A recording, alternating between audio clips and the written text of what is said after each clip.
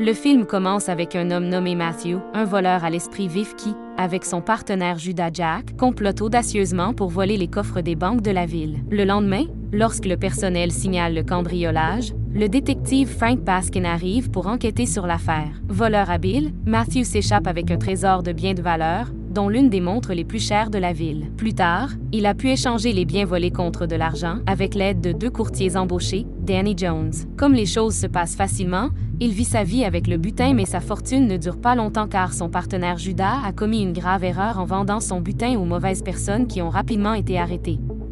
Il risque maintenant une peine de 3 ans de prison. Il se retrouve dans une cellule avec un criminel hongrois nommé Zolatan. Au fil du temps, ils sont devenus des camarades, partageant des histoires sur leurs entreprises illégales. Un jour, alors qu'ils sont assis dans leur cellule, Zolatan reçoit un appel de son patron lui disant qu'il a besoin d'une personne de confiance pour un braquage, comme son collègue Matthew. Après que Matthew ait purgé sa peine, il est devenu libre et a décidé de retourner à sa vie criminelle. Selon l'accord précédent, Matthew a rencontré le patron de Zolatan, une femme nommée Erzsébet, le chef de la mafia hongroise, et elle était célèbre pour sa cruauté. Impressionnée par la compétence de Matthew, elle lui expliqua alors les détails de leur objectif. Matthew aura besoin d'accéder aux clés et aux codes d'alarme pour désactiver les caméras de sécurité et d'autres mesures de sécurité. Ils coopèrent car Matthew a un plan ambitieux pour mener à bien le vol. Au début, Danny est cependant sceptique et accepte de le rejoindre dans le processus. Il était clair dès le départ que cela n'allait pas être un vol ordinaire, mais plutôt que leur cible était la société de dépôt de sécurité Hatton Garden, la plus grande entreprise de bijoux de la ville. Frank était un détective célèbre qui avait déjà réussi à capturer Matthew, mais il a reçu un appel de Marcus Ford, un fonctionnaire de la ville, qui l'a informé que Matthew avait été engagé par la mafia pour pirater le coffre-fort de Hatton Garden. Plus tard, Danny rencontre un vieil ami nommé Brian. Brian était le voleur légendaire présumé de ses vieux jours, connu pour son intelligence et son expérience. Danny partage son plan pour le vol à venir avec Brian, où il lui a parlé de son partenaire Matthew et comment effectuer le vol. Pendant le trajet en bus pour rentrer chez lui, Brian décide finalement de rejoindre Matthew après une profonde réflexion, et avant de se joindre, il interroge Matthew pour connaître le nom de la personne derrière le vol. Il lui a révélé le nom du chef de gang. Avec Brian dans l'équipe, il insiste pour que le braquage se fasse comme il le souhaite, sans aucune marge de négociation. Voyant sa réputation de personne méticuleuse, Matthew a accepté ses conditions. Lorsque l'accord a été conclu, Brian a fait appel à son allié de confiance, Kenny Collins, qui était un chauffeur soucieux du détail. Aussi, Terry Perkins, qui a des compétences en transport et en logistique. Malgré leur âge, ils sont experts dans leur domaine. Judas s'apprêtait à partir quand il fut soudainement appelé par Frank, qui l'interrogea sur des soupçons d'effraction dans le Hatton Garden. Il soupçonnait que le cerveau derrière tout cela était Matthew. Judas avait peur de Frank et n'a pas osé mentir et lui révèle le plan.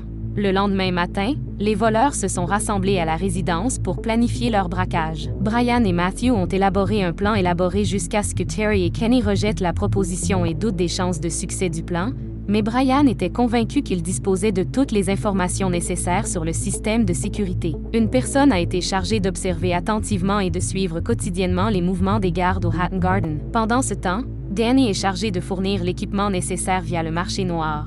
Quant à Kenny Collins, sa tâche était de trouver des composés qui n'éveillent pas les soupçons. Brian assume également la mission d'infiltration en se déguisant en client soucieux d'y stocker ses diamants. Brian parvient à obtenir la disposition du bâtiment et du système de sécurité, ainsi que l'emplacement du coffre-fort et des caméras de sécurité. Il a décidé de commettre le vol le dimanche de Pâques. Matthew a également obtenu la clé principale et les codes d'alarme avec l'aide d'Erzsébet pour 14 millions de livres de pierres précieuses. Si le vol échoue, Matthew paiera la dette de sa vie.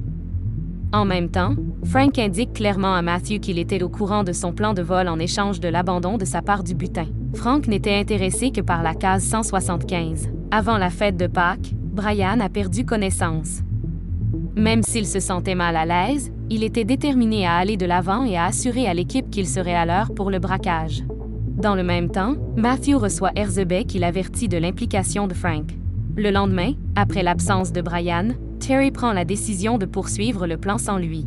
Plus tard, Matthew vient habillé en réparateur de route et se dirige vers le Hatton Garden pour couvrir les caméras de sécurité avec une robe noire. Au même moment, Brian décide de les rejoindre. Il s'est présenté à temps et les autres sont entrés dans le bâtiment par la porte latérale, utilisant des outils pour ouvrir les serrures. Matthew s'est ensuite dirigé vers la salle de sécurité pour désactiver le système d'alarme à l'aide du code qu'il avait obtenu plus tôt. Après avoir éteint l'alarme, Terry et Brian apportent 2 grandes bennes pleines d'outils. Danny et Matthew ont également emprunté un chemin secret qui s'est terminé par un atterrissage réussi. Matthew déverrouilla précipitamment la porte d'en bas à l'aide du levier et dès que la porte s'ouvrit, il fut confronté à Danny qui était arrivé le premier. De grandes excavatrices ont été extraites des bennes à ordures et récupérées. 1 heure plus tard, seul un tiers des murs avait été percé et il faudra encore 3 heures pour franchir tous les murs.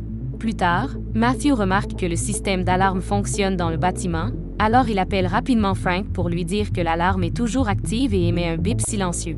Frank a essayé de déterminer s'il l'avait détecté ou non, mais il s'est vite rendu compte que l'alarme silencieuse était associée à une société de sécurité privée et non à un poste de police. Matthew a paniqué et a voulu annuler la mission, mais Frank a insisté pour poursuivre le plan. Terry découvre l'appel. Matthew est obligé d'admettre avoir contacté un ex-flic pour obtenir son aide pour désactiver l'alarme. La mission s'est déroulée avec succès bien qu'il y ait eu quelques problèmes. Brian se rend compte que Matthew paie l'ex-flic pour son aide. Matthew révèle que Frank veut juste une boîte en échange de leur aide. Les 3 hommes ont hésité un instant, mais Brian a finalement décidé de s'en tenir à l'accord. Le creusement a continué jusqu'à ce qu'ils réussissent à créer un trou assez grand pour qu'une personne puisse y entrer. Soudain, un jeune homme s'est approché de la scène incitant Kenny Collins à alerter les autres membres. Alors qu'il cessait aussitôt de travailler et allait observer les déplacements du jeune homme, il s'avéra que le jeune homme était veilleur de nuit pour le quartier. Il a été dérangé par un appel téléphonique de sa femme. Après que le jeune homme ait quitté la zone, ils ont recommencé à creuser. Après 3 heures supplémentaires, ils ont réussi à créer 3 trous à l'aide d'une presse hydraulique. Brian les a surpris en perdant connaissance à cause de l'épuisement, ce qui les a exposés à un nouveau problème. Ils devaient maintenant s'occuper des fils électriques et de gaz attachés aux câbles. Matthew a pris la difficile décision d'arrêter, de laisser l'équipement et de sauver la vie de Brian. Bien qu'il leur reste encore 2 jours, les choses se compliquent lorsque Frank envoie un message exigeant qu'ils remettent la boîte dans les 24 heures où ils se font arrêter.